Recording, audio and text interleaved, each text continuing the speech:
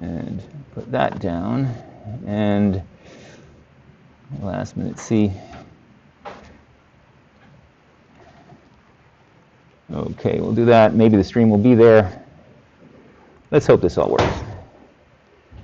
Trying to put a name with a face. Nate. I was going to guess. That's that. Oh, well, I should have gone with my gut. I guess I'm getting better at that. All right. So officially, let's talk about official things. So officially, our project is due Saturday night. That's what we kind of said, right? Saturday night. It's a bonus. It's not due tonight. It's due Saturday night. With the idea that, maybe you wanted to do some more stuff. You wanted to have multi-rooms and so on. We'll open it up. If you are still running into issues, the sooner you let me know that you're having issues, the better, because then I will say, oh, okay, I understand what those issues are, so you can hand it in, as appropriate. Yes? Tomorrow, Saturday. It's supposed to originally be due. Wait, when was it due?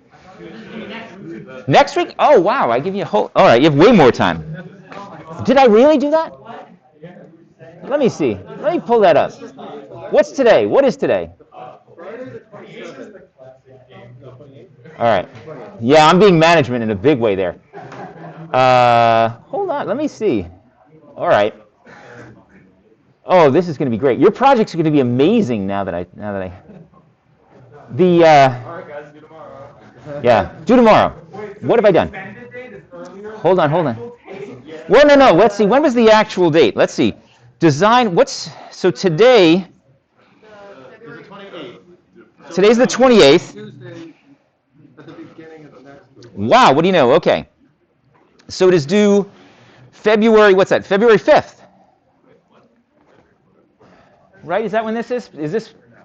So if I said this was Friday, and what just happened? Yeah, okay, all right. So originally it was due then, but we've now said, all right, it's due Saturday night, which is the Saturday after February 4th, right? It says February 5th. Wow. My sense of time is completely thrown off. I don't know how it is. I figured, okay, 28th, and then it became the 1st. It's February. It's that leap year thing. I lost a whole week. All right. Now, the good news is that that's fine. This will work out. This will work out great. More time is good. All right. So I'll relax now. I thought I was going to have to grade lots of stuff this weekend. So this is great. Great for me. Good thing you all gave me that extra week to worry about this. Oh, seriously. Okay. So it's not due this weekend. It's due next weekend. I don't know what I'm going to do now. But I would like to see, certainly, the projects where I was saying simplify. A lot of that was because I thought the window was even smaller than it was. So we should be in good shape. Don't worry, I haven't changed the overall scope. So if you go with the original concepts, okay, we have a simple room. We want to find at least one object to kind of enable ourselves to get out of that room. That's all well and good. We don't have to worry so much about handling multiple rooms, handling multiple objects, and so on. Certainly, it'll be to your benefit if you do at this point, especially given the amount of time we have, because it puts you in sort of a better position to understand, like I said, all these things are about sort of understanding the engine, the architecture, the typical kind of thing, what goes in to the game loop, and so on, right? Because, let's talk about the challenges. So, in your game, I'm going to pull up this window here. Wow, this semester's already obviously thrown me for a loop. Speaking of loops. All right, so there'll be a few main things you're going to have to do in your game, right? In every game, we typically do this. We're going to get input from the user at some point, somehow. We're going to use that input to update the game state, right? So we'll call it process input. I'm not going to necessarily call it get input. I'm going to say process input. And then we want to say we update state,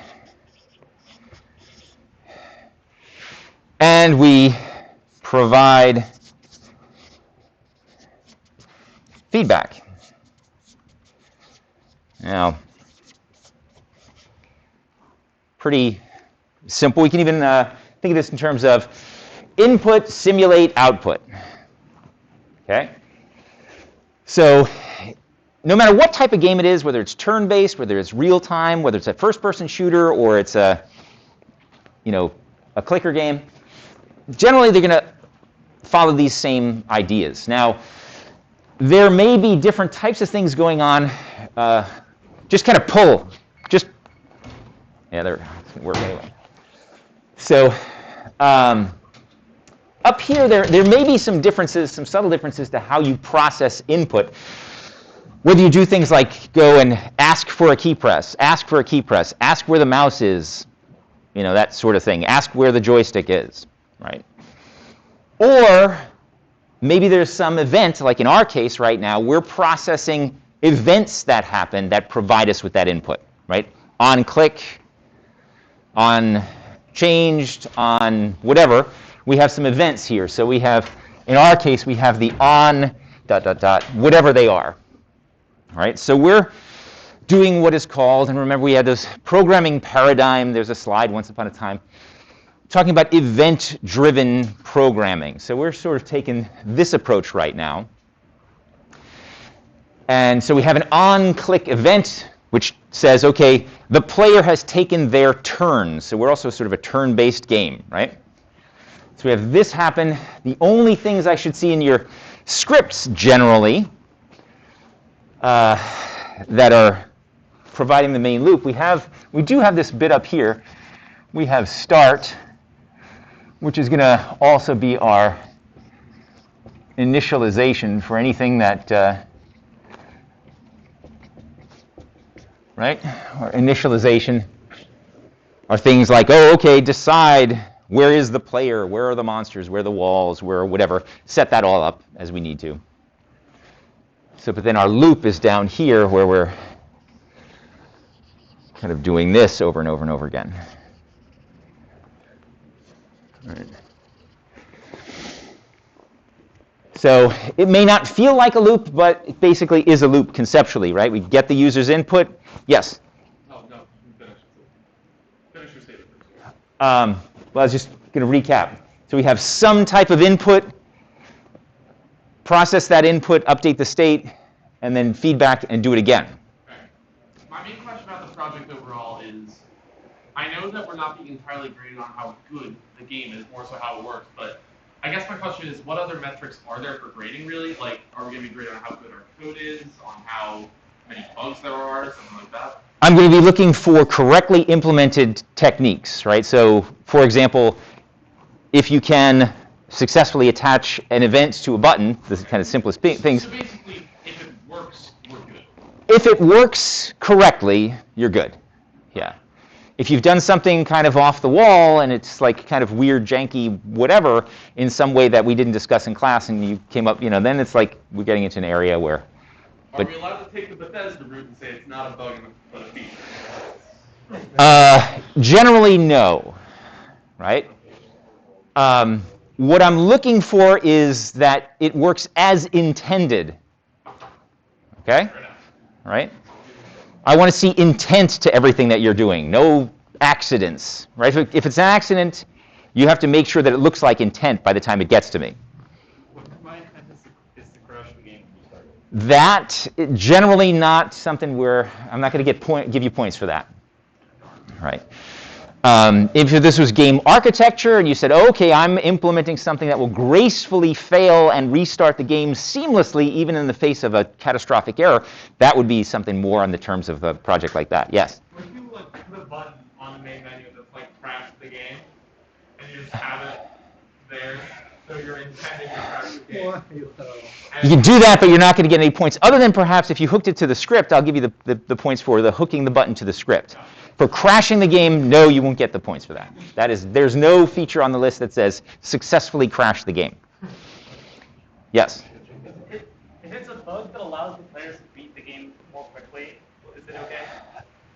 I wouldn't call that a bug. I mean, if there was some sort of cheat, if you want to implement some sort of Easter egg or speed mode or something like that, That'd be good. I think it'd be hard to implement a bug to allow the player to win, right? Implementing a bug, that sounds more like a hack or a clever algorithm or something, but nothing should ever be implemented as a bug. You should never implement a bug. A bug is a bad thing. Yeah. So hacks, we'll get to that point. I'm not looking for hacks right away. I'm looking for good technique, right? So we want intent and good technique for for all the projects. That's what I'm looking for first. Believe me, I appreciate a good hack. We just talked a lot about them in game architecture yesterday, but there's some classic ones out there. But for now, we're really kind of, looking for structure because we want to get into good habits. We want to, have a little bit of structure of code. So when we wind up, what's going to happen really fast in most modern game engines is you're going to suddenly, instead of having one chunk of code that we can look at and understand, and even already you might be moving beyond that. Like if you've seen my multi-room version, there's a lot more going on. There's actually some objects that I've created in there, some subclasses and things like that. But as your projects get more and more sophisticated using engine features and so on, you wind up with lots of scripts, lots of objects, lots of components sort of all over the place. And what is responsible for what? And where are things implemented? How are they structured? It's really easy to go just become a mess really, really fast, right? So you should be thinking in sort of a structured, designed way, right? That may not always be that your code is, completely easy to follow and whatever, but there should be a sense of architecture in there, right? And I'll actually use my quick multi-room crazy thing as an example of that, right? So come on in. So one of the things we're going to talk about today, upping the schedule, make sure we have it so when people start working on their project, is the use of arrays. Some people were asking about lists, so we'll talk about arrays, lists, and dictionaries today, and some other features and some other things. But it all kind of comes down to thinking in an object-oriented way. Right? I'm going to stress this, that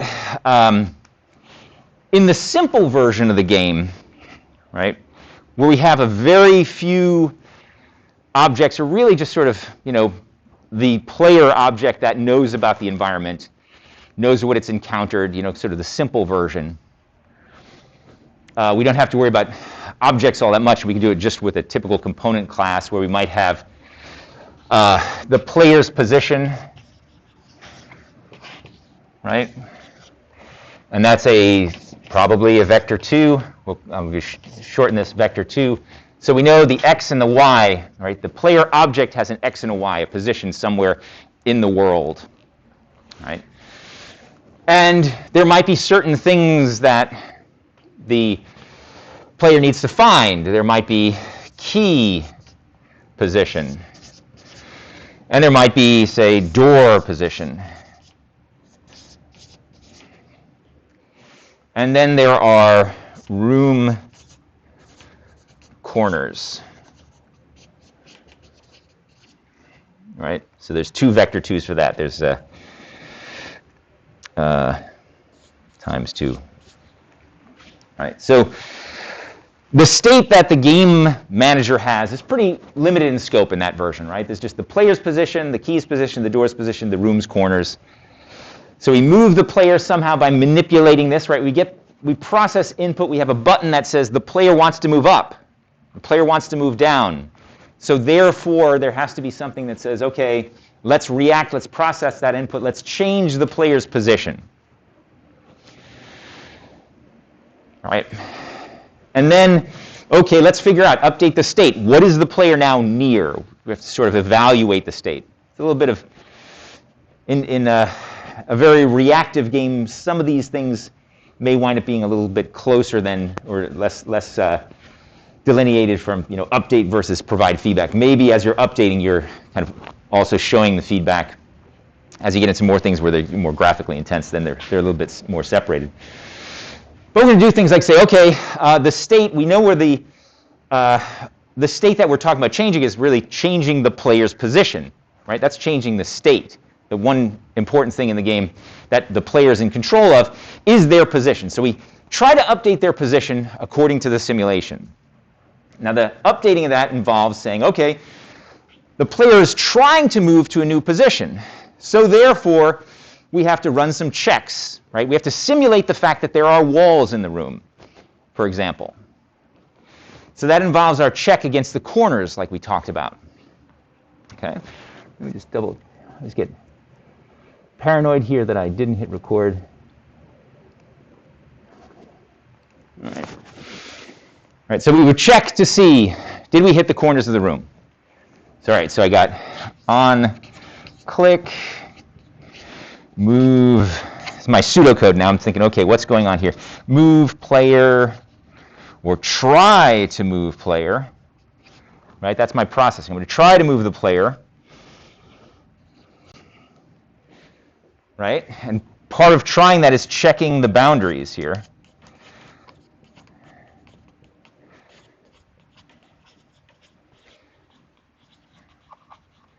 Right? And then I have some things going on. Okay, if the player doesn't hit a boundary, we are still within the room, the player's allowed to move. Okay, the player has a new position. Right? So, okay, is the player allowed to move? Then we could say, all right, now part of the simulation is to check to see distances from objects. Right? So now comes the point where the player has a new position. Did the player get closer to something? Did the player actually touch something? Did the player find something? Should the sound be louder and so on based on that new position, right? So this is our update state there. And in our case, in the simplest case and in the object-oriented case, sometimes it makes sense to kind of combine, like I said, a little bit of these things in our kind of sort of sandbox, our toy game here. Where we would say, okay, as a result of checking the distance, we might say, all right, how far am I from the key? Am I within 1 meter of the key, half a meter of the key, whatever? And I use my distance formula, my vector 2.distance, compare those 2 points. We remember that, right? So then we could say, all right, tell the player, yes, you found the key. And if so, now we have to say, well, it's not good enough just to tell the player that they found the key. We have to somehow keep track in our state of the fact that the player found the key. Right? So maybe there needs to be a Boolean over here, key found.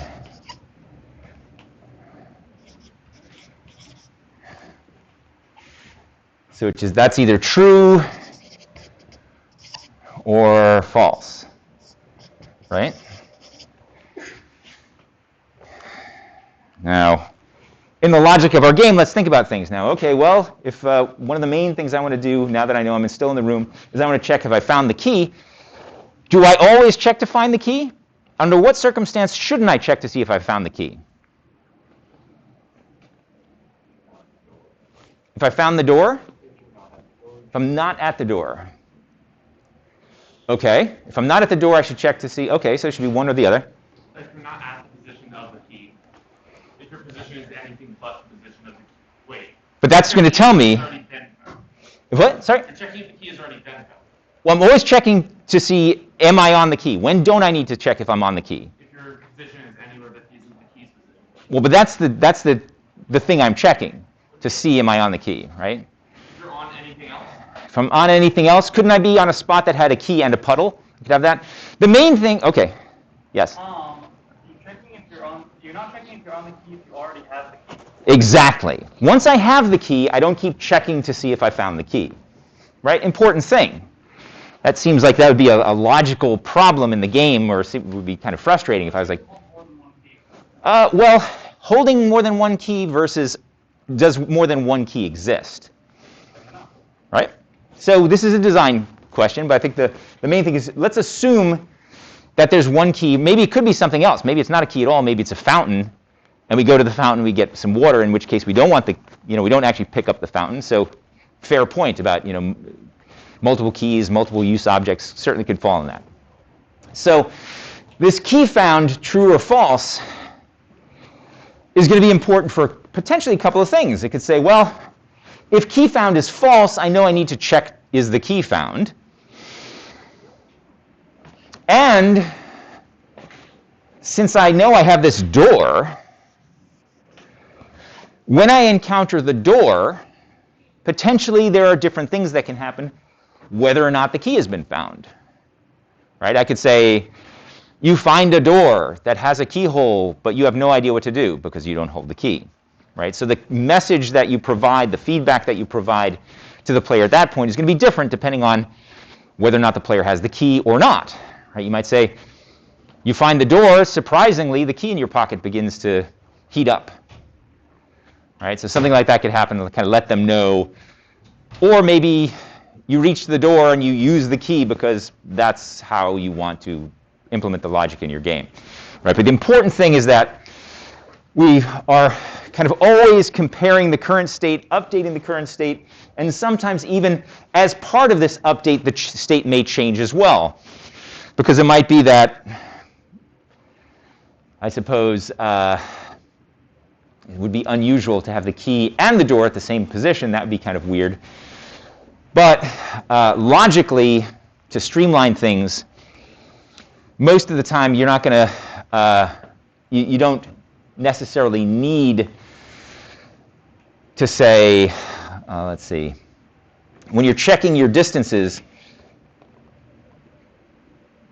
well, depending if you want to say, all right, the moment I am close enough to say something, then I stop checking. But you might have weird situations or certain situations where imagine your key is here, and your door is here, and the player is here, right in between. Imagine these are.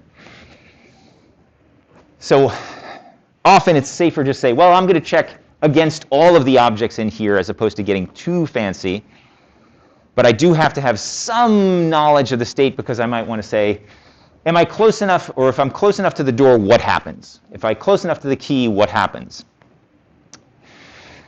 And even with that in mind, subtle things kind of creep in, like should you check against the position of the key first, or should you check against the position of the door first? Because what you tell the user at that point is going to be notably different. If you said, I'm standing right here, and I notice a door for which you don't have the key, but you notice a key. That sounds okay. You'd say pick up the key and use the door. That might be.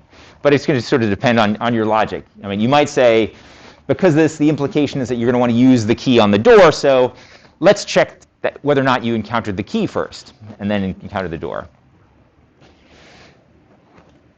So there's a sort of a fine line when it comes to these objects. And this will come even more into play when we talk about collisions and how Unity handles collisions. To say, well, what is the thing that I'm colliding with? What is the thing I'm encountering first or next? What is bumping into what? And so on. So back to our simulation, though, we have this part where we're trying to update the state. We said we moved the player. All right, let's check distances against everything. If we're close enough to the key and we haven't picked up the key, right? So we check we would say if we don't have the key, and distance is less than 5 or less than 2 or less than however, we tell the player, we somehow print it out on the screen, or we update the text of a message that you now have the key. That's one thing. The next thing we do is we check against other objects that we might be near, like the door. We say, okay, if you're near enough to the door, we tell the player you have the key and you're near the door. Next, we wait for the player to do something else. Maybe in that situation, now we enable a button that says use the key. We don't have a button that's there throughout the whole game sitting there saying use key.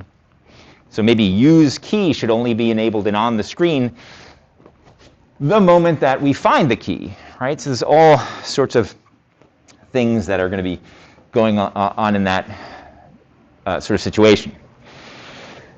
Now, the brute force version of it, and this is kind of usually how we see a lot of the first projects in the class, is that we have this sort of approach where there's just, a list of things that are kind of just there in our game manager, and they're just kind of jammed together and say, oh, okay, I need a monster, so I'm going to put monster position here. And then in my loop where I'm checking the distances, I said, check monster, check key, or let's say I want to check key, then I want to check door, then I would check monster.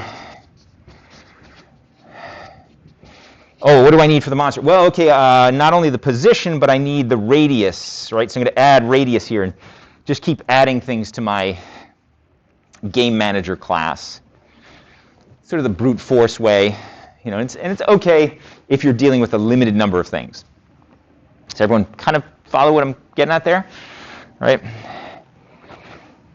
The moment we want to work with lots of objects, we want to scale. We want to be able to scale from this to 5 monsters, 2 keys, 7 doors, 5 rooms, and so on. Clearly, this isn't going to cut it, right? Because we would just keep throwing more and more and more on top of that, and that would be a pain. Our game manager would suddenly have all of this stuff, and that would be a very not object-oriented way to do that. So instead, and since we're doing this from scratch sort of thing, the idea becomes sort of like, well, wouldn't it be great if we could sort of define one of these things? A key is an object, a door is an object, a monster is an object. The player maybe even is an object. The player's kind of a special one. But let's consider, you know, key, door, monster, maybe even the room, just another object. Or a wall is an object. All of these things are sort of objects that we want to interact with in some way. So wouldn't it be great if we could somehow have them be objects and then not have a special case for each and every one of them? So what I did in the multi-room madness version, and you can see this is sort of like not the most elegant one, and it started off being largely saying, well, the most important thing, or the idea behind these objects are really, there's something I can hit, there's something I can collide with or trigger, or, right, something that can happen. And an object like that says, what do I need to know about that object?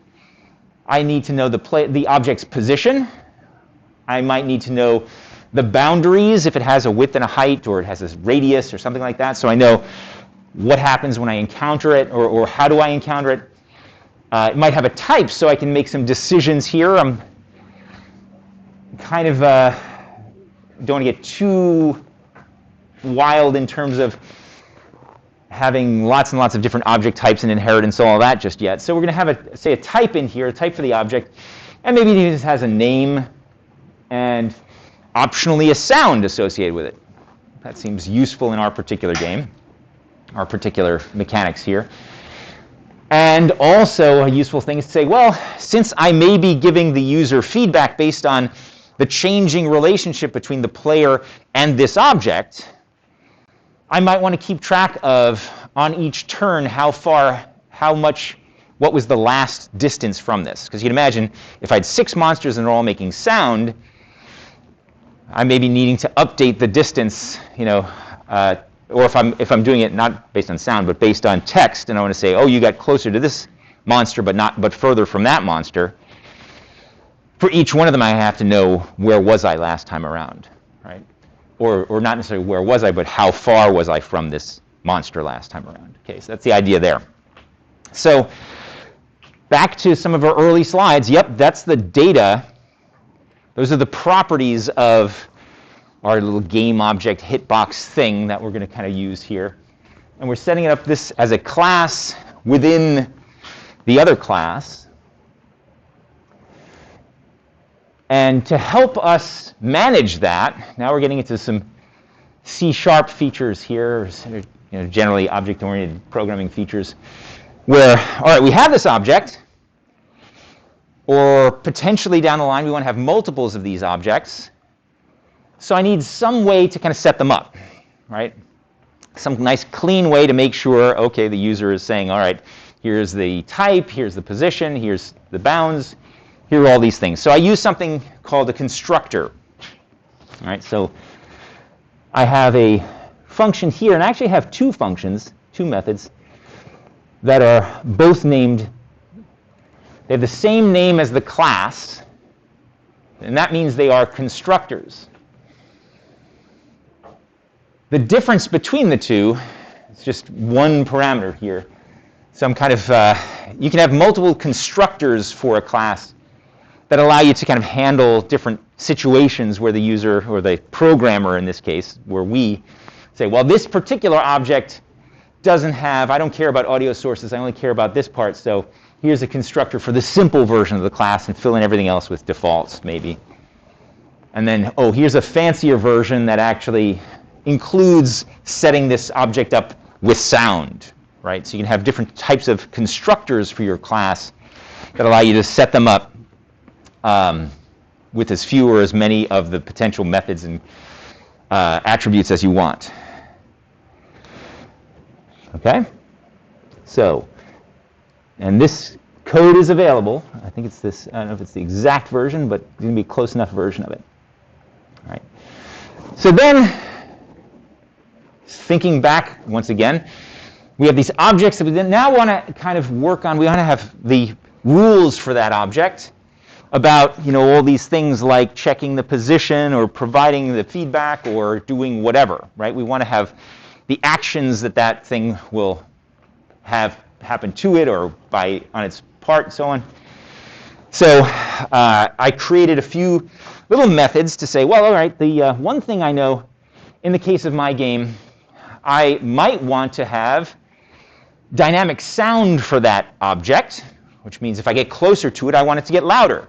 If I get further away from it, I want the audio that's associated with that object to get softer.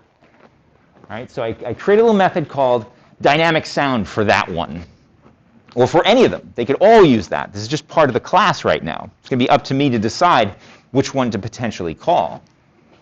So it uses our just little code from the other lecture. One important thing it does is checks first, okay, make sure that this is a valid, it actually has a sound associated with it. Not all objects have a sound, yeah?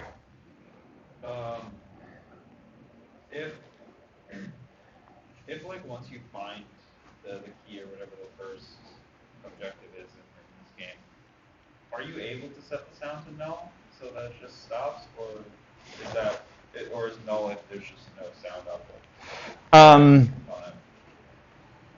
You could do either. I mean, both will work. You could say, well, just set the volume down or stop, or you could actually even delete the audio component if you wanted to. Any of the above. And enabling, disabling, destroying, that's common. That's a common thing that we'll do. Right? You have an enemy on the screen and it's dead. There's no reason to keep it around, just invisible. We get rid of it. You know, we'll do resource management far more intensely than this. But this is going to be the simple version, right? So sometimes we will do just that. It's a good question. All right. So the other two important things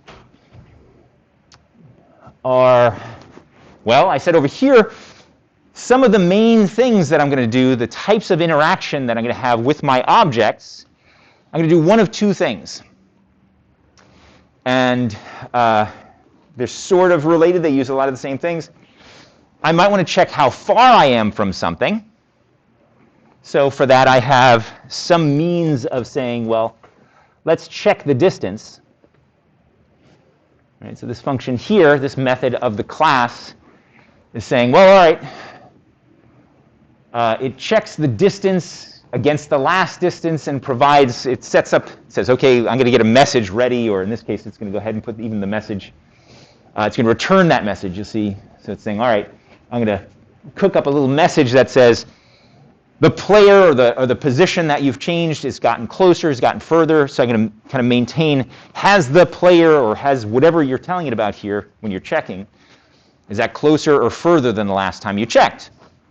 Useful method.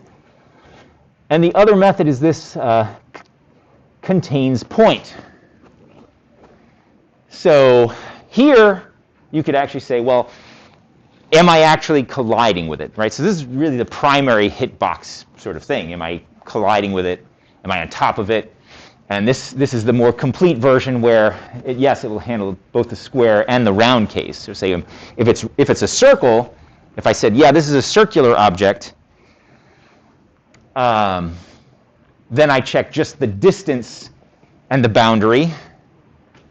If it's a square or a rectangle, then I check against the corners, right? So I have some means to check, am I actually touching, right? So I have my check against boundaries. Sometimes that's going to be useful. Check against distances. That's going to be useful, right? And you may or may not, depending on how you want to design things, have the two interact with one another a little bit, right? So there's another method on here which I'm going to pause for just a moment, and I'm going to pause a little bit in terms of the use of arrays here. But the main thing I want to now point out is that, all right, so let's talk about this part again and our more streamlined version of this. Yes? It might be a simple question, but when you're in the middle of class like that, when you have underscore position equals the position, I guess, that you pass it, do you need that underscore to have a local variable in the class to work with? It's by convention. It doesn't mean anything really. It means the general consensus is when you use an underscore like that, if you're referring to like a private member or something, or private method or private property, something that only this class should be working with, right? So kind of the local or private version. Obviously, we have, we're always doing lowercase for variables, uppercase for fields. So sometimes there's another convention to say, all right, let me put a underscore in front of variable names if they are private, so that I know things outside this class can't directly refer to them. It's good, yeah. So you can, you'll know that, yeah, this is something, and at some point you may say, well, it turns out I need something else to get access to this. So then you have to decide, all right, do I write a getter setter function for that, right? So you can kind of set yourself up, have a good practice to say, okay, by default, make all your properties private with underscores in front of them. And then the moment you say, well, it turns out these other things do need access to that. Let me do it the legit way. Write a setter, write a getter, write or an interface, or maybe there's a method, maybe a function, who knows, but you'll kind of do that. So it's kind of good practice. All right. So good question, and it's a good thing to do. So in here, you'll see I have my start, which is part of the actual component, right? All components, all monobehavior components, monobehavior derived components have this start, right? So that's where we do our setup. And I do a little print out to the console here, just to kind of say, well, all right, just a reminder for me, or hint to you, or who's ever using my code, right, that here's some stuff going on. And then I also make sure to kind of, this is just also sort of a debug thing where I just wanted to make sure that just in case you hit play on the game and wanted to jump ahead, it would say, oh, by the way, check the console window. I left some messages for you there. So that's just, your delivered game probably wouldn't have that. Go look at the console window, because in a delivered game there is no console window. So anyway. So then we have the initialization of the environment. And in my example now, I went a little further and I said, all right, there's two arrays, and we're going to talk about arrays in just a moment. Two arrays, one array of hitboxes that are colliders. They are the rooms and the passages and so on. And then another set, which are the triggers, or the things I might encounter that aren't necessarily going to be things that I can't run into, things I can run into actually and kind of pick up or see. So I have a gold key and a diamond, and I can do whatever I want in that. So pay no attention to this part. And the important thing then becomes down in here. Let's look. What would be now in our main loop? We did this. We started. We initialized. So we have to process input. So we have our move player X, and we have our move player Y, which is a little, there might be some less redundant ways to do it, but that's okay, where we check our simulation. We're trying to see, can we update the state? Can we move the player? If so, go ahead, move the player. All right, so we've updated our state, and then we do the interactions. We kind of resolve any state changes and potentially provide input here, or provide feedback here in this do interactions. So the version that I delivered, I put a comment in there about maybe I'm being redundant in here. Maybe I should make things a little bit, maybe a separate function. So I went ahead and did that in this code in case you're following along with the other one. And you'll see I have a, where are they? Do interactions here. All right. And do interactions means, all right, let me check against the triggers. And then I have some specific feedback that I wanted to do here. So I have this kind of feedback stage saying, okay, well, if I find that I am in, this is magic numbers, all right? Don't always love to have magic numbers. A magic number says, okay, if I'm in the first room, that's basically what that's saying. The 0th room is the first room. If I'm in the first room, I need to set the dynamic volume of the first object. So I'm changing the volume of the sound that's on the key if I'm in the first room. And then the second part here is that, okay, if I'm in the 4th room, then I'm going to write some text out that tells the player something about the position that I'm at. All right, so this is a little bit, there's more even more flexible ways to do that, but it demonstrates the idea that we kind of update the position. We do as much general purpose stuff as we can, and then perhaps there might be some kind of special feedback we need to do based on circumstance and so on. Right? And this is just basically going to happen over and over and over again. When it comes to things like check triggers, those are just a for loop that goes through the whole list and checks all of them. Right? Contains point, check collisions just checks all the collisions. Check triggers just checks all the triggers. Going through a loop and avoiding check this one, check that one, check this one, right? This sort of thing, right? Because it's in an array, now we can use that to refer to all of them. All right? So how does that sound? Have I lost anyone? Does it sound, right? Something that's going on. So let's fill in a little bit behind there. And I sort of have a two-part lecture. One is a little bit of a review part, and I'm not going to really go through the whole thing. I just want to talk the first couple of slides in this one. We talked a little bit about vectors already. We're going to actually leave the physics part, but for later, and instead we're going to fill in with arrays and lists and dictionaries in between here and there. But let's talk about vectors and numbers. Right? A number is a measure of something, amount of some quantity, the magnitude. If you want to know how far apart two things are, you calculate the magnitude, which is the distance between them, represent that distance as a single number. But now, thinking about the types of feedback that we could have for the player, sometimes distance isn't the only thing we want to do. And I'll leave this as one for people to kind of grok and understand or figure out. See, often you want more information. We want to know where the second point is relative to the first.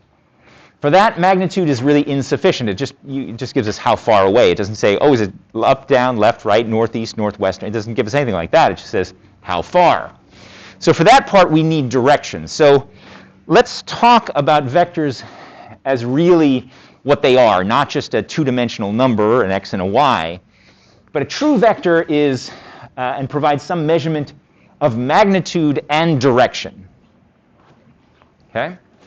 It's not just a magnitude, it's not just a distance, it's a distance and a direction somehow contained in those two magic numbers. Officially, by themselves, vectors are not positions. They have no location. right? So the definition of a vector, it does not actually have a location. Positions are sort of a particular case where you have to make this assumption, right? If you make this assumption, okay, we can use a vector to represent a point. You have to say, well, what is the origin of that vector? Where is that vector placed in the world? Normally, a vector doesn't have a position in the world, but if we assume 0, 0, common assumption, then we say, oh, okay, if we started at 0, 0, and we have a vector, it'll give us a position. It's an offset from the origin of everything, right? So if we say, all right, here is the center of the world, any vector we add to that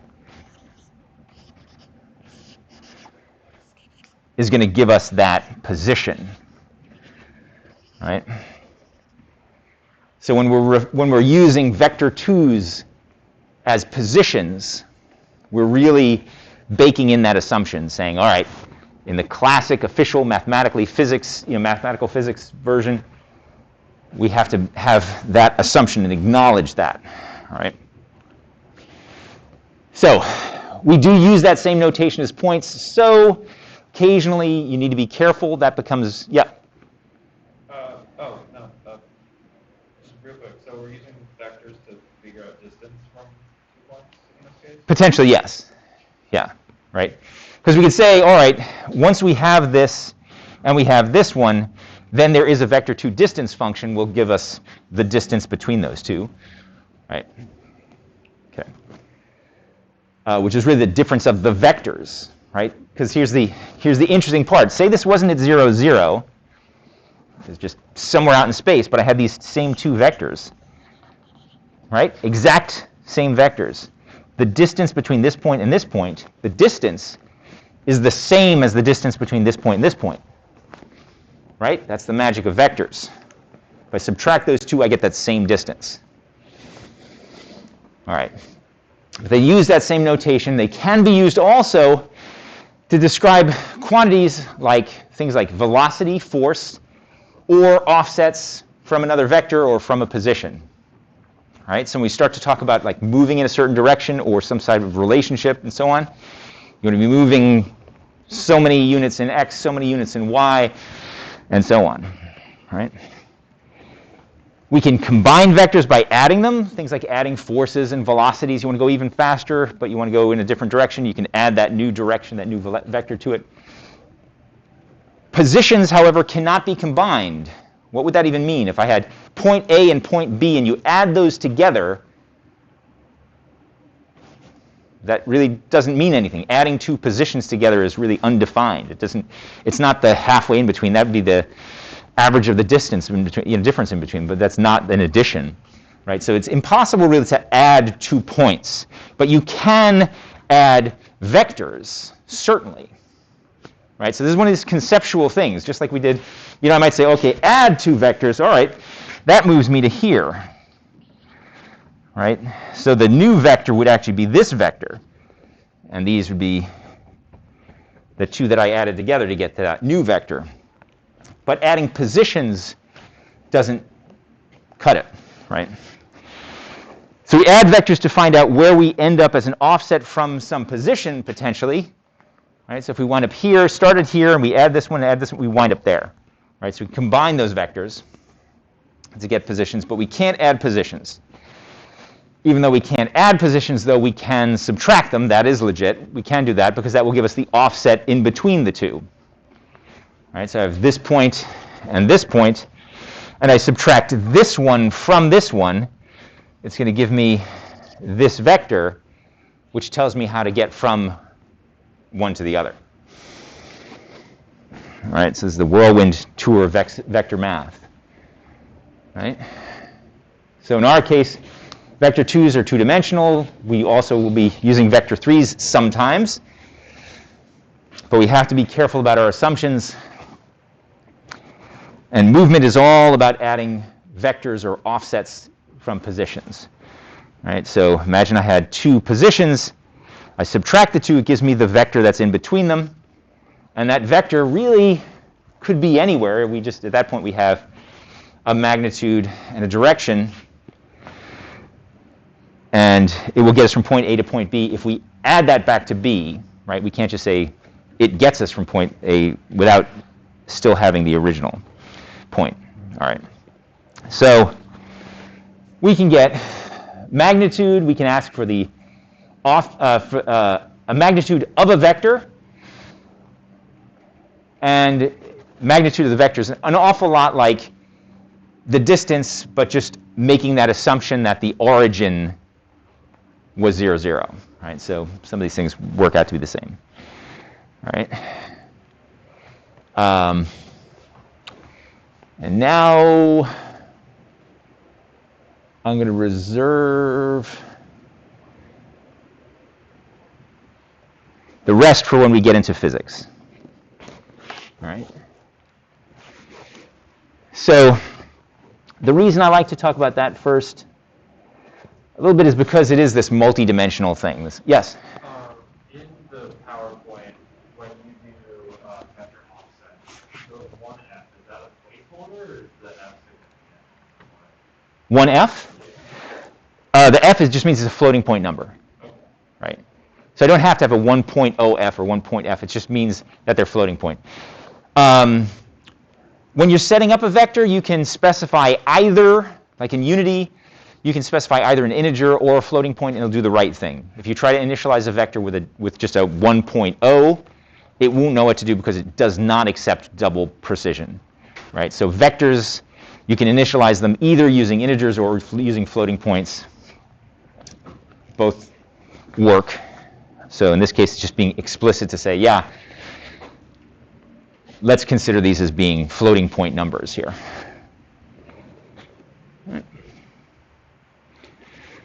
So we'll change gears a little bit. We're going to get to collections, but because I skipped over a few things in the example, and because I think it's useful as you're working on your projects especially, I want to talk about debugging a little bit.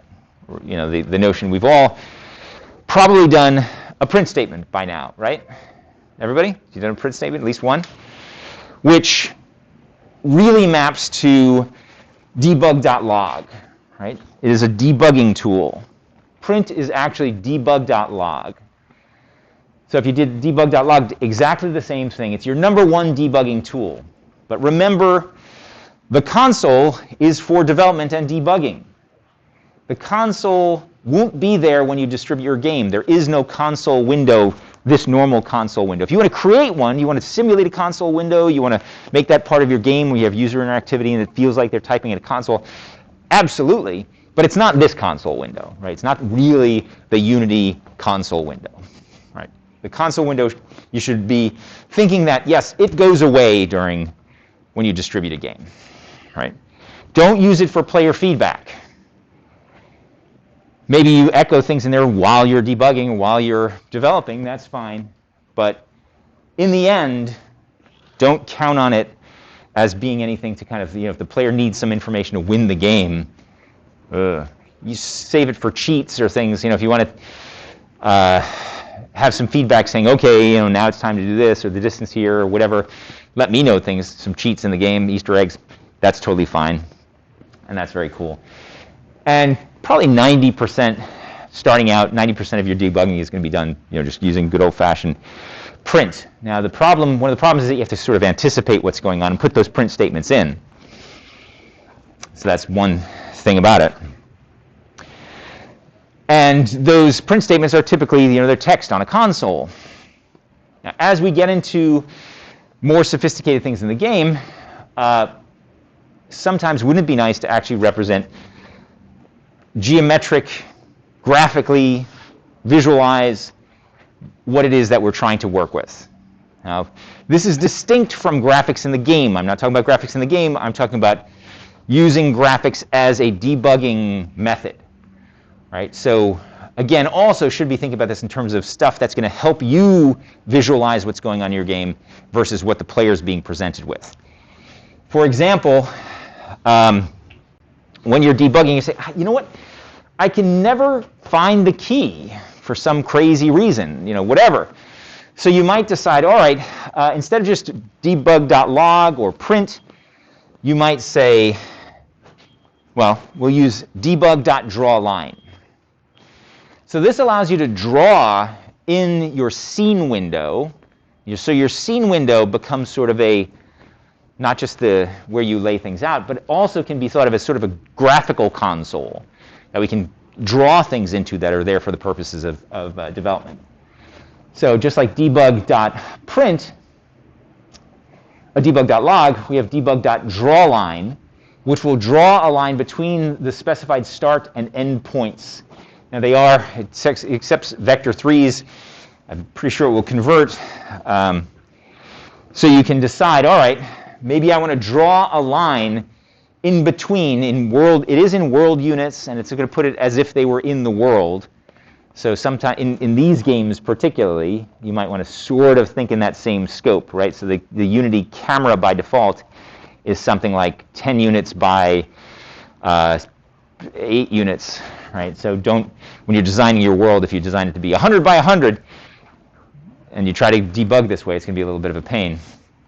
So choose appropriate units, appropriate scale here.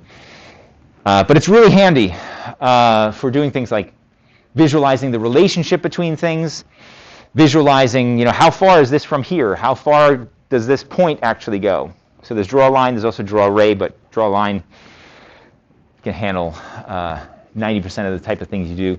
You can change the color of those lines. How long should the line be visible for? So you can actually say even like draw it, and it'll go away after a certain amount of time. Neat. Should the line be obscured by objects closer to the camera? Right, just some detailed parts of it there. But the important parts are drawing a line between 2 points and having a color. Right, so it's really nice to be able to figure, all right, one of these lines might indicate ultimately the distance that's being used for calculating the sound volume, perhaps. And the other one is simulating, okay, how far can the player see? So I might have a red line for that and a white line for the sound, or different senses, things like that. Really useful kind of thing. We'll use it a lot as we start getting into AI, or a primitive AI. So we can say, okay, when does this enemy see this object versus when does this enemy facing the right direction to potentially see this object, but it can't see through walls? So we'll start to use this as a way to kind of understand what's going on inside the mind of our enemies and things like that. Okay, so worth knowing about. Any questions on lines? Now, in my little example, I did an even more exciting part, and more exciting than lines and text. There are these things called gizmos. So another great graphical debugging tool for you. They require a little bit more thought ahead of time because it's not just something that you say, draw one of these things. It doesn't quite work that way. It almost does, but not quite. So gizmos are drawing primitives, including 3D solids and wireframes. And even though they're 3D, we can use them in 2D. Right? You can always see 3D objects in 2D. It's just a projection into a plane instead of a space. So we can draw things to help us debug, to help us visualize our world as we're debugging and developing. Using solids and wireframes, we have things like spheres and cubes and so on. So to give us visual debugging or setup aids in the scene view, and you actually can use them in scene view and game view. There's ways to kind of turn them on and off. You might have seen in the game window.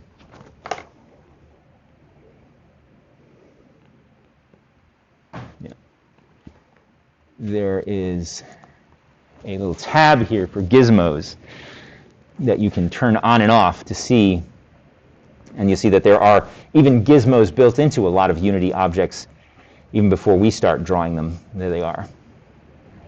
So you can turn them off, and there's even a drop-down window to say, well, what type of gizmos can you see? If you want to get really specific about things, you can see all the gizmos for sprites or probes or lights or whatever, or the user-defined ones as well.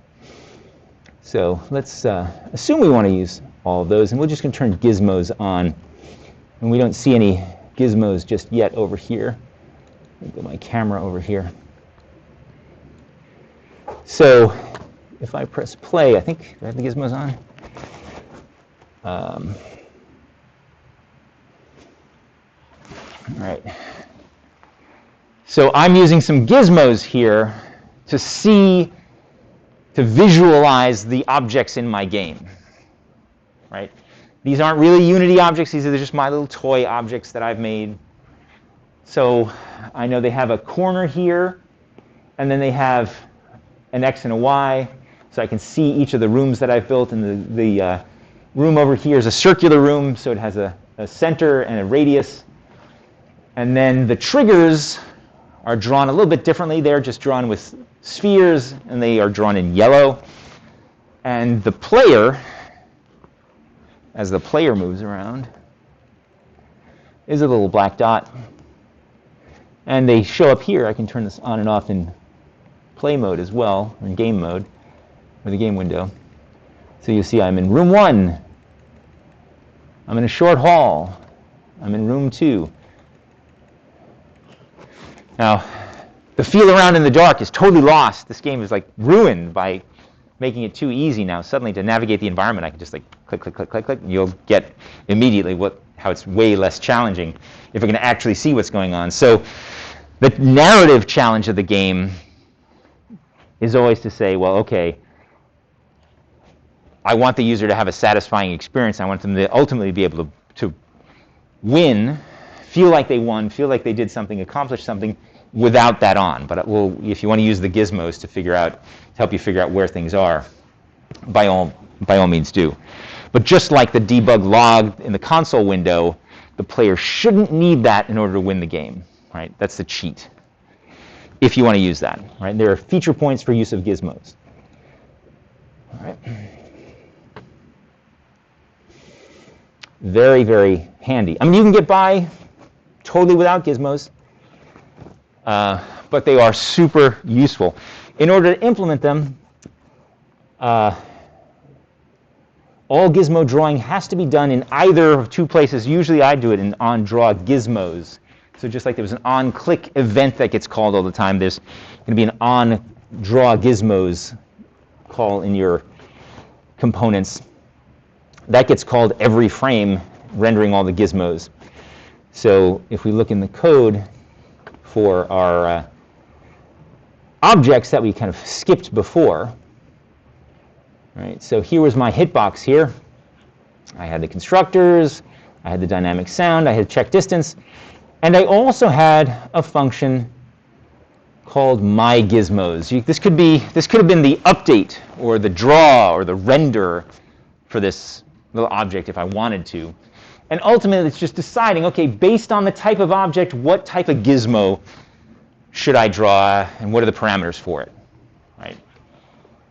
This can't be drawn just like, it can't be called just like as it is. It needs to be called from inside that on-draw gizmos that I just mentioned. So where is that happening? Well, just like our on-click, there's a function called on-draw gizmos that gets called. And I have to iterate through my arrays of objects here. My boxes array, which is my hitboxes, which is why they get drawn in white. And then I draw all my other gizmos for my triggers. And you'll notice I've set the gizmos colored to yellow for those. And then I draw the sphere gizmo for the player. All right, so now I can visualize everything. I get fancy in there. Arguably that, this is getting called a whole lot. If I put a debug print in here, it could totally spam the console window, right? This is getting updated a lot. And the cool thing about graphical debugging, even though it's happening 120 times a second, we're not getting spammed by it. We just see it happening. It's sort of real time in that way. Need a hand? All right. We kind of try to blow the door open this way. Oh, sure. Thank you.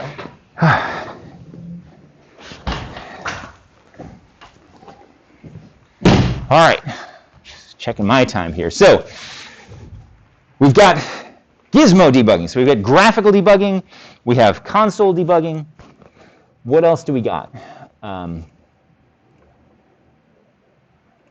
right. So here's our gizmo code in there, and our on-draw gizmos taken right from there, just so you have a reference. Now, last but not least, And this sort of, you just have to experience it, have it. The most powerful, well, powerful is the wrong word. The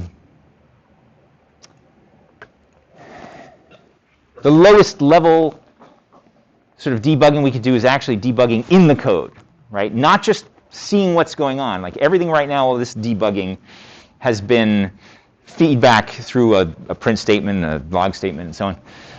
What if we could interactively kind of get inside the code and see what's going on, stop if certain conditions happen, see when certain code is getting called, see when a certain method is being called, even see if a certain property is being changed.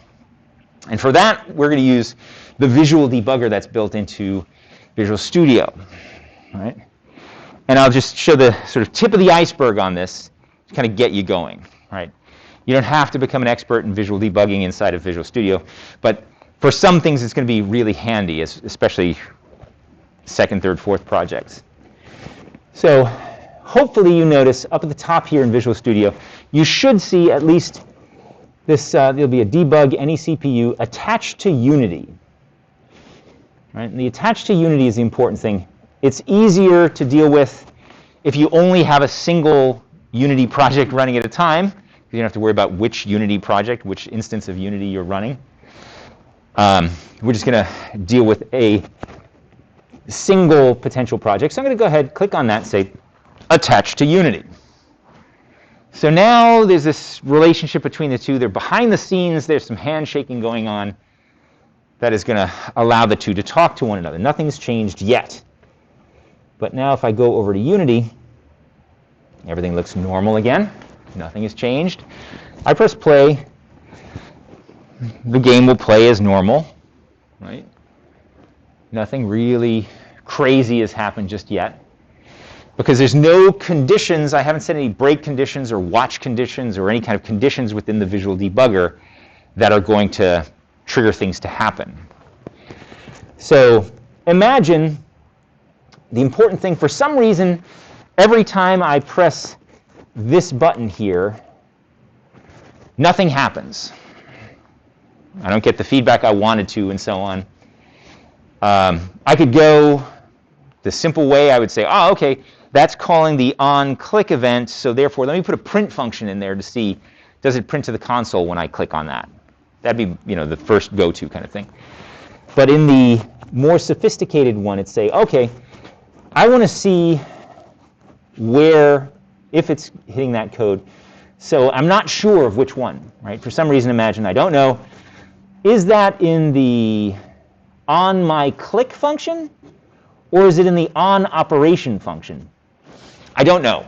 And it's too complicated. I don't want to recompile everything. I don't want to go through all that hassle. So what I'm going to do is I'm going to go over in the gray column over here, and I'm going to click, and you see a red dot there, and that red dot is a breakpoint. So that means when that code, when that line of code is run by Unity, break. That's what a breakpoint is. So I'm going to set a breakpoint there, and I'm also going to come down here and, or come up here and put a breakpoint here.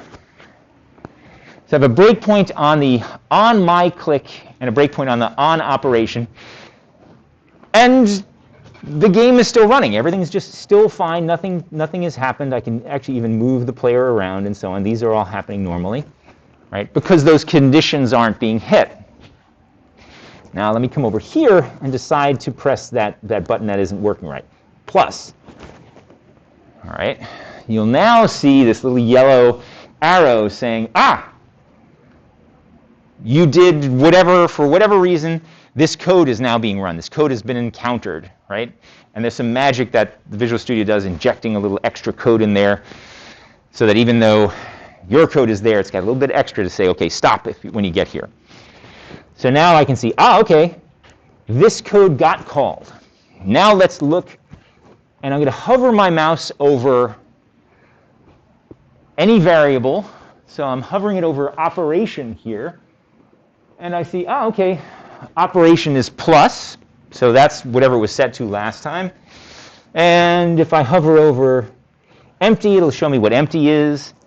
If I hover over val, it'll say, well, that's the parameter, and it's set to 1, right? So I can see the current state of things, everything that's been executed up to now. If I hover my mouse over things that are further down here, like A, for example, you'll see it's, it's 0. It hasn't run any of these operations yet. It's sitting here. Oh, well, sorry. It's sitting here on this line. It hasn't done any of these things yet. So now, okay, first thing first, acknowledge I hit that code. That's a good thing. But maybe I want to know what is going on. What is it? Did I hit plus? Did I hit minus? Did I hit equals? What happened? So also up here, this line, you'll see a few buttons after here, important ones. Continue. Continue just means go ahead, keep running. Stop. Don't worry about being debugged. Just go ahead and run. So I click continue. Now the game is back to normal until the next time I hit plus. In which case, I come back here again, you'll see it's at that line again. Right? So continue, that's one thing. Now we're stopped again. A few other important buttons. Stop debugging, that would cause it to quit. Restart, that's going to restart the whole debugging session. But the important ones that we're going to look at here are the show next statement, step into, step over, and step out of. I recommend first looking at step into. And what this means is go through each line, executing it as you go. So it executed this line, and it said, okay, val, which is set to plus, it compared that to equals, which is obviously not true, so it jumped all the way down to here. And I will continue. So I'll say step into. All right, so this code is being executed. Here's val, and let's step into. All right, it was plus, so this code is happening. Step into. Now, I probably don't want to step into this because this is a Unity function. If I do that, in this case, there's no debugging information, so it just kind of skipped over it. Didn't let me debug Unity. But it hits the brake, comes back down here, successfully moves along, and I can even then just kind of continue throughout all the execution if I wanted. Right? It's going to continue on, drawing gizmos and so on and so on and so on, until I do something like continue, in which case the game just starts playing again. Now, if I wanted to, I can then say, well, okay, I got what I needed, so I'm going to go in here and just click on them again, say continue, and now the breakpoints are gone, and I'm back to running as normal. Okay. So that's a really, really important tool for figuring out things without changing any code. That's really nice, because sometimes you run the risk, the moment you start putting print statements in to see what's going on, you're changing your code. Right? If I did something like this, I've seen this happen, and if I can warn you against it so it doesn't happen to anyone, that's awesome. This is why I like Visual Studio debugging. If I said, if so-and-so do this,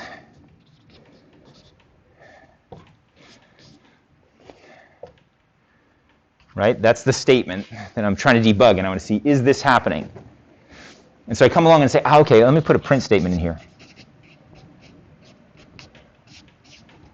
Right? Does anyone see the problem? What happens then? Because I put this print statement in here.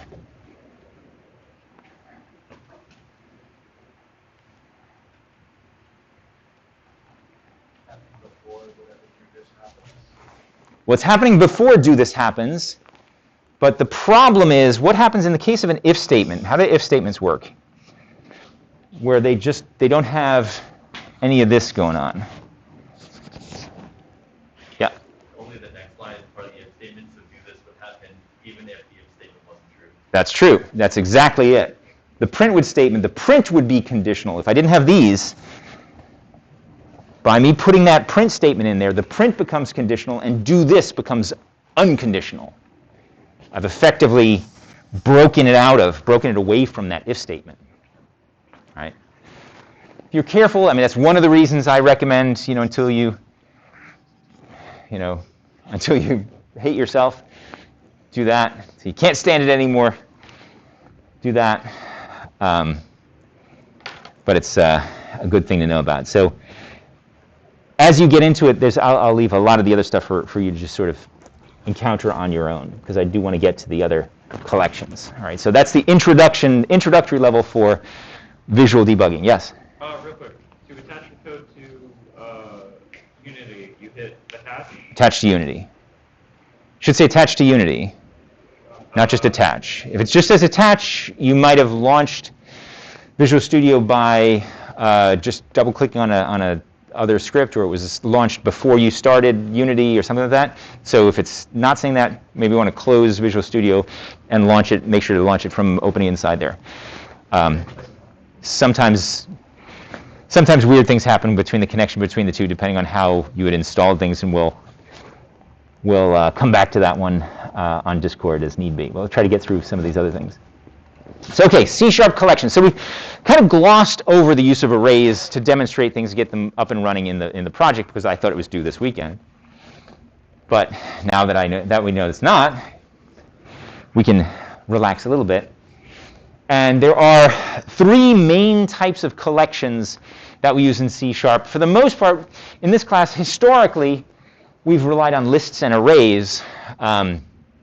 And that's largely because that Unity considers lists and arrays to be sort of first-class citizens when it comes to collections. And dictionaries, unfortunately, they're completely supported except for the important thing that they don't show up in the Unity editor. We can't have public dictionaries. We can have public dictionaries. I should say they can be public as far as C# goes, and they're completely legitimate. But we can't see them in the Unity editor. Right? They do not get serialized, so we can't even see them as serializable fields.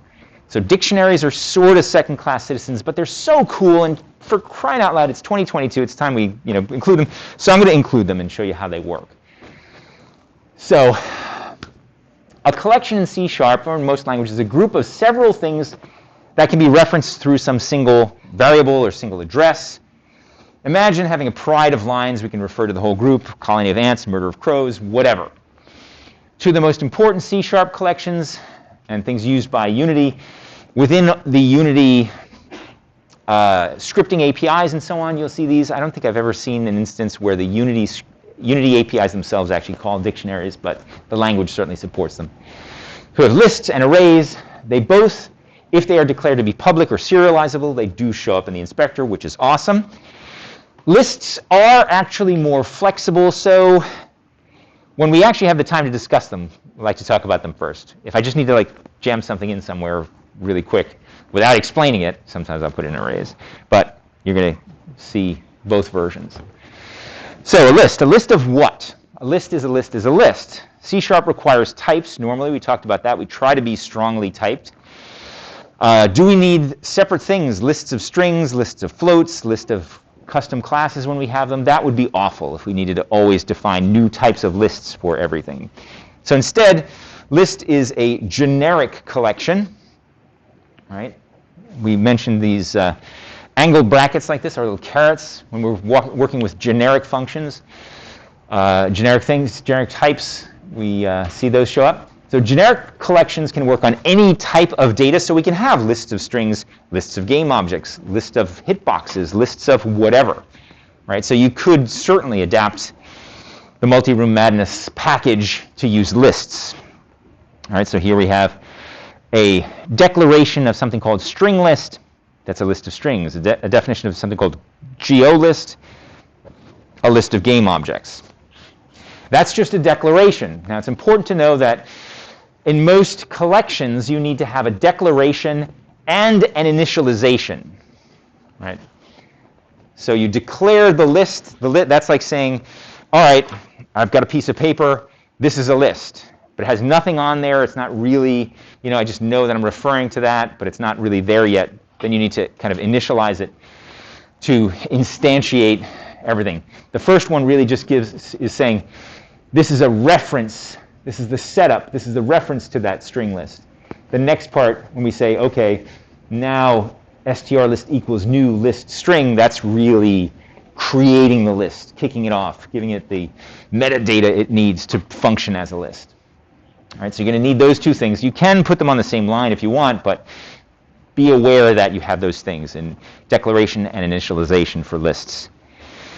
And then you can add things to the list just by using the add function, or the add method of that list. So string list.add, you can add hello, because that's a valid string. Add world, that's a valid string, and so on. Once you add things to that list, in order to reference them, to get them back, you just use our square brackets, and you tell it which index, which element number that you're interested in. So in the case we just said, we added hello first, so it's the 0th entry on the list. Then we had world, which was the first element on our list, and we can reference them according to those indexes or those IDs, right? Remember that our indexes start at 0. Some languages start at 1. I've never cared to actually be in a language that started at 1 for all that long. I like C, C++, C#, and so on. But anyway, personal preferences. Lists have a count of the number of elements. So you can actually ask the list, okay, how many things are on the list? Useful to have. String list.count. Notice it's capitalized. It's a method of the class there, a method of this particular instance of the class. Lists can be cleared, right? So this is going to just wipe out everything from the list, right? So useful functions. Add, count, clear. Here are some other methods and ways we can use it, right? Fun stuff. All these methods act on the list. And imagine, in this case, we have a list that's been set up A, B, C, D. It's a list of strings. We went through the add process, perhaps, adding each of those. We could say, oh, print string list 0, element 0. Of course, that refers to A. Makes sense. We might say string list.add apple. When you say add, it always adds it to the end, right?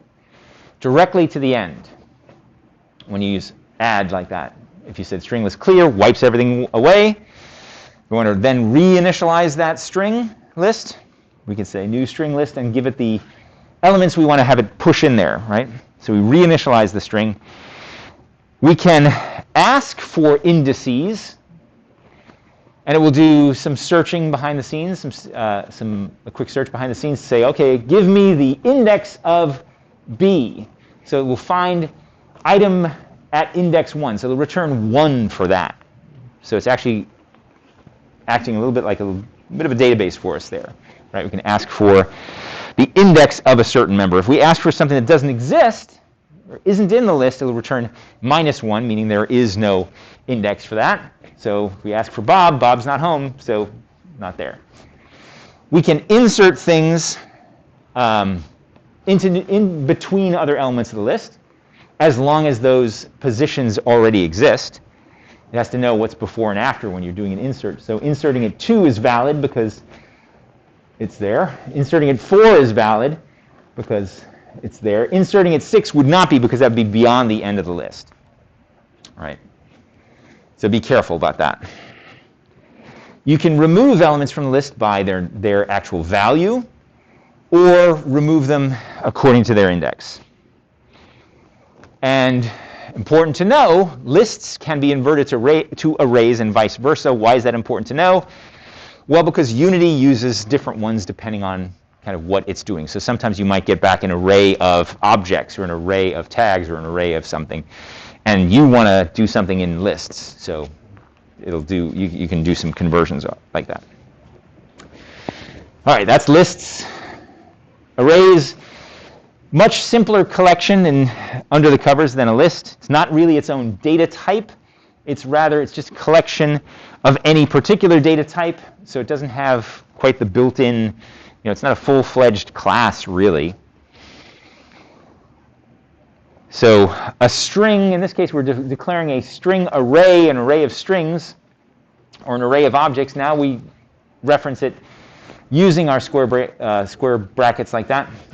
They're created with a fixed length, which limits their usefulness. We can't just add things arbitrarily on and on and on and on to an array. So you have to know ahead of time, like, what's the maximum number of things you're going to use. It was kind of safe when I said, oh, at most 16 rooms. Oh, at most 16 items. All right, fine.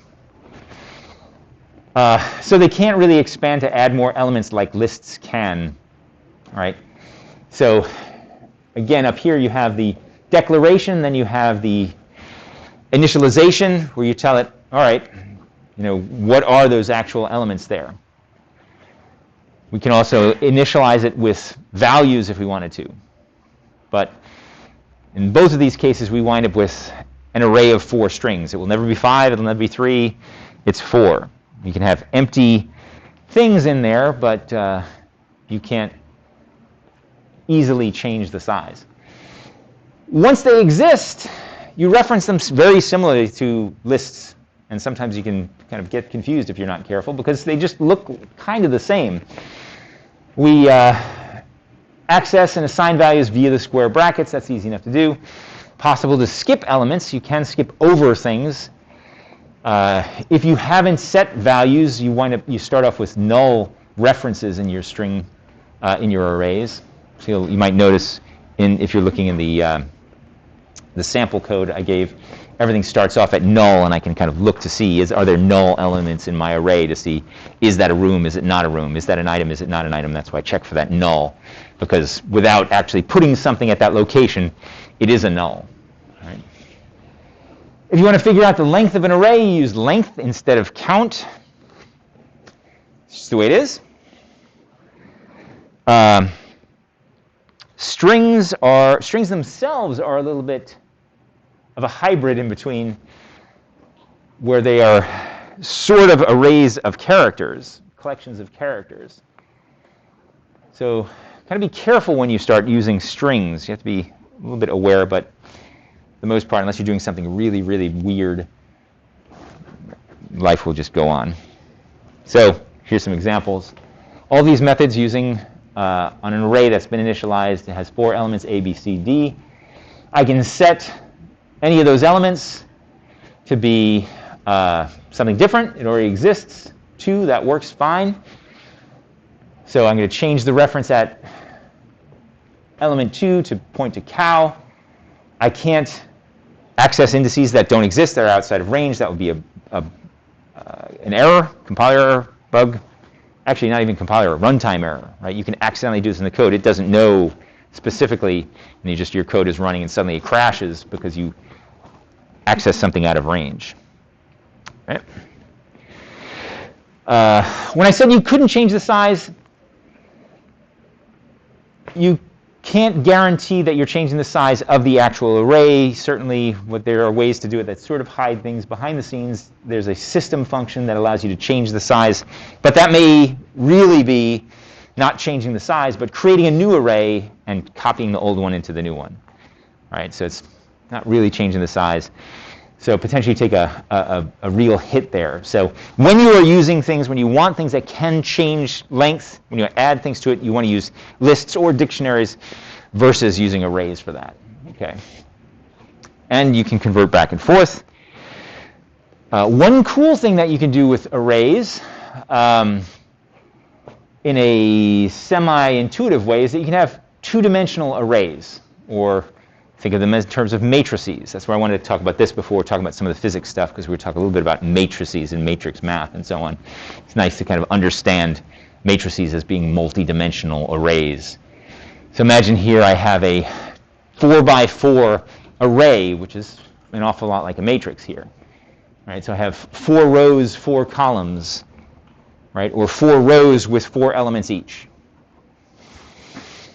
And then I can refer to the individual string references in that array. And I might even have just nulls throughout. So it could be a sparse array. Right? Not every element in there is really a valid string. They may be null. This is called a sparse array here. I can get the length of it.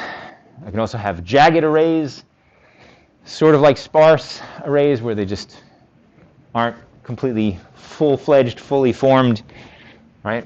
That's one kind of cool thing, is that once it knows it's a 4x4, or once it's at least that it has 3, you can refer to elements even though it's not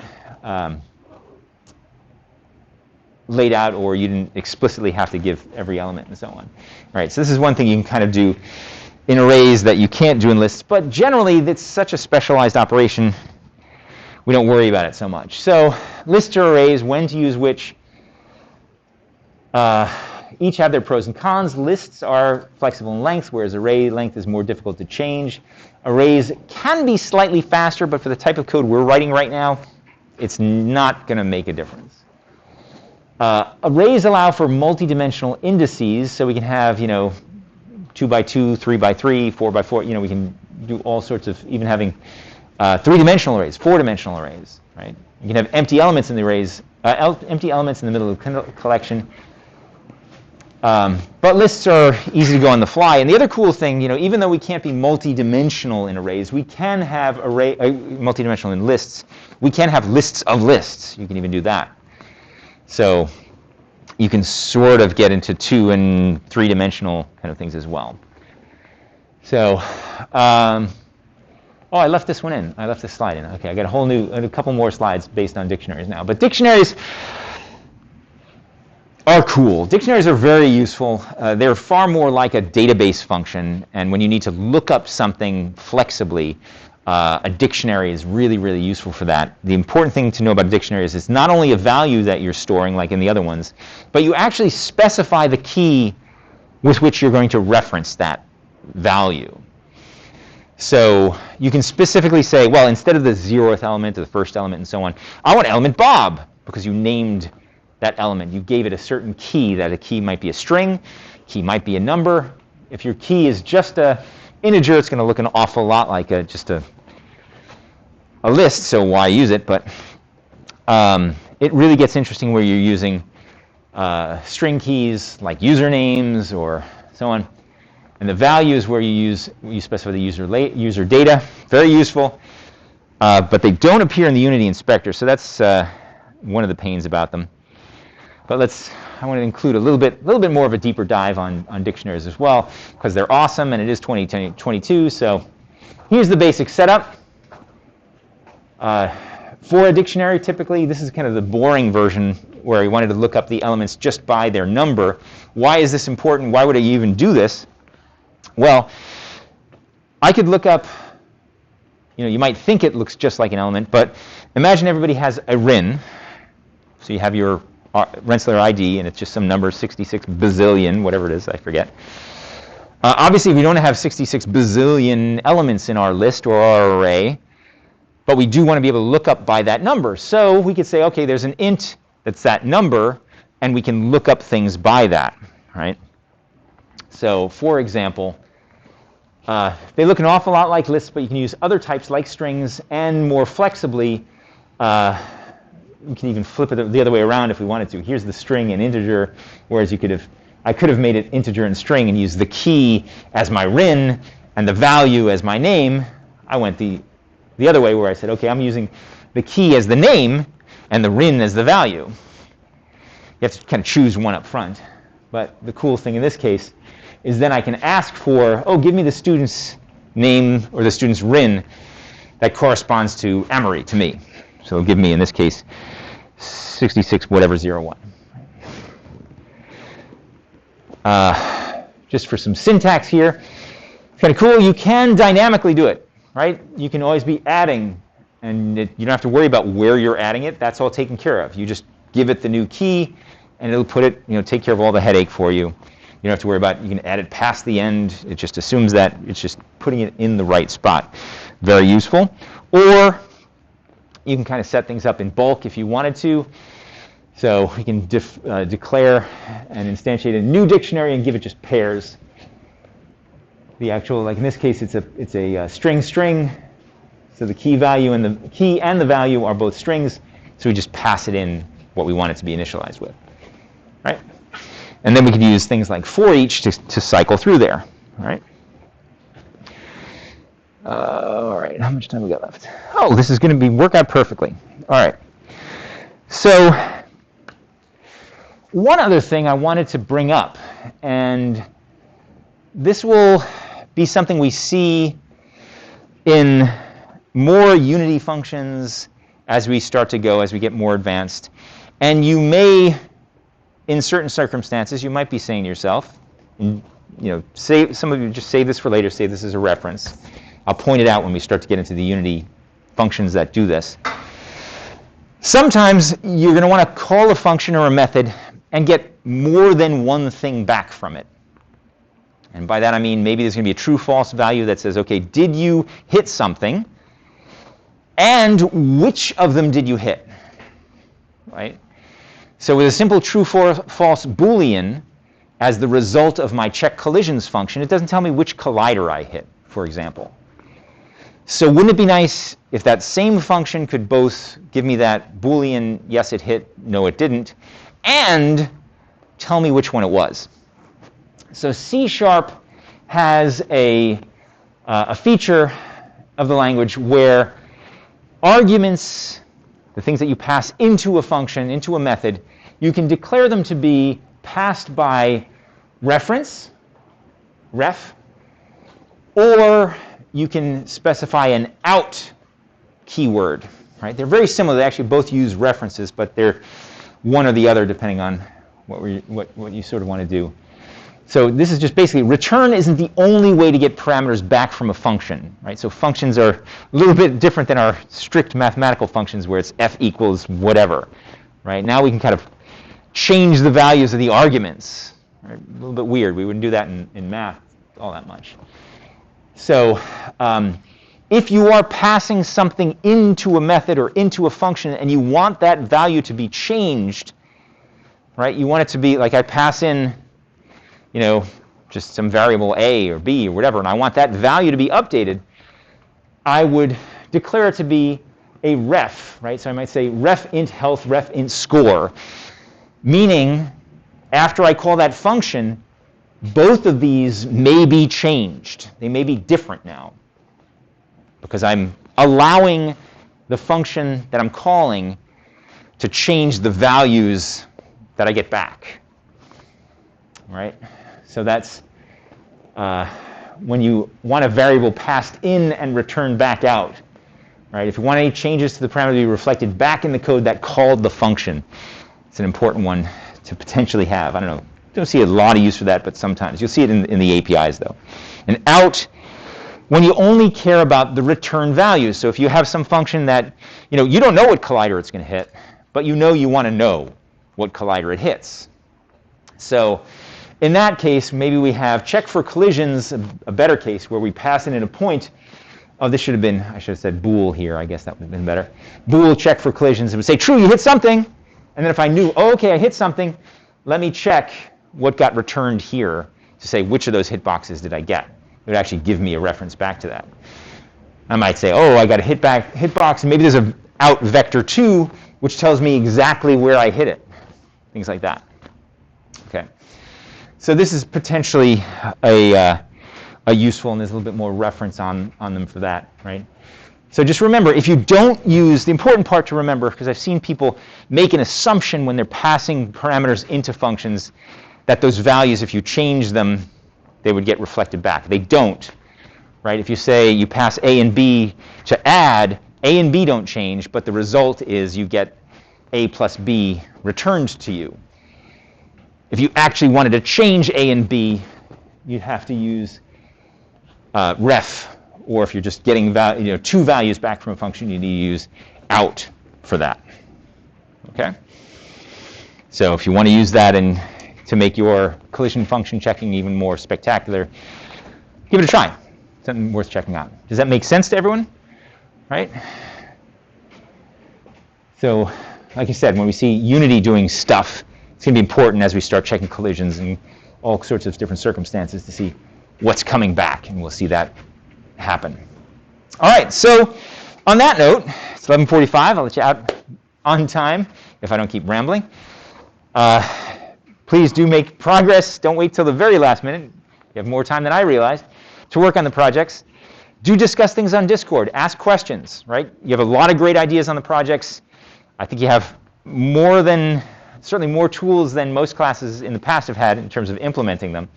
So I really look forward to the results. The challenge is still going to be more like, I click this button, what feedback am I giving? What options am I giving the player? How does it fit within these structures? And so on. All right. Have a great weekend. I'm excited. Woohoo! And let me just stop the recording first. Yeah, right, sorry.